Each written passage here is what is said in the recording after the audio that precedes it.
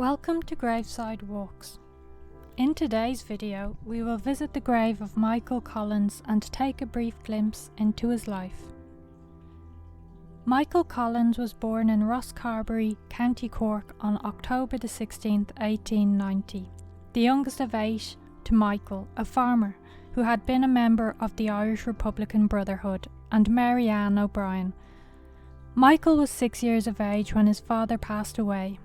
He left school at age 15 and in February 1906 he took the exam for the British Civil Service in Cork and then moved to London, where he took up residence with his sister Hanny.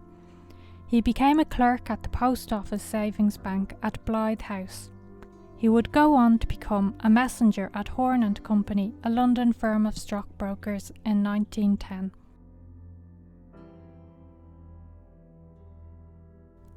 Collins joined the Gaelic Athletic Association and participated in Gaelic League activities as a player and administrator.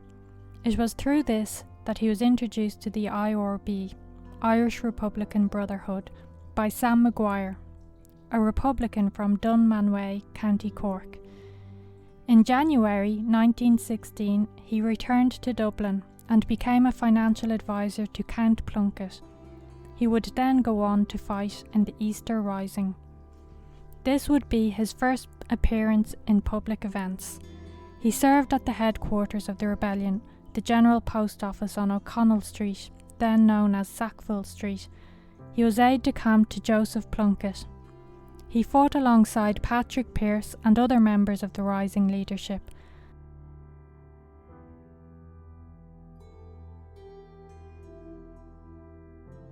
The rising only lasted 6 days, but they had achieved their aim by holding their positions for the minimum time required to claim independence under international criteria. Collins was taken prisoner and held in Frongoch camp in Wales as a prisoner of war. The camp proved to be a great opportunity for networking with other physical force Republicans around the country. He was released in December 1916. Collins became a leading figure in the post-rising independence movement spearheaded by Arthur Griffith. He rose through the ranks of the Irish Volunteers and Sinn Féin and was elected MP for South Cork in December 1918. Dáil Éireann, meaning Assembly of Ireland, was established in January 1919 and met in the Mansion House, Dublin. Sinn Féin's elected members, later known as TDs, formed the first Dáil. Independence was declared in January 1919 of the Irish Republic, although no state gave diplomatic recognition to the Irish Republic, despite sustained lobbying in Washington by De Valera and prominent Irish Americans. Collins became Minister for Finance, and in April, a few months after the formation of the Dáil, and he was successfully organised a Dáil loan. He raised £380,000 by September 1920, which made it possible to form the Dáil government. Collins was also Adjutant General for the Irish Volunteers and Director of Intelligence of the IRB. At one point he was billed as the most wanted man in the British Empire, with the British government offering £10,000 for information that would lead to his capture or death, all the while he was able to cycle around Dublin and drink in hotels unaccosted. He is famous for having been a guerrilla warfare strategist.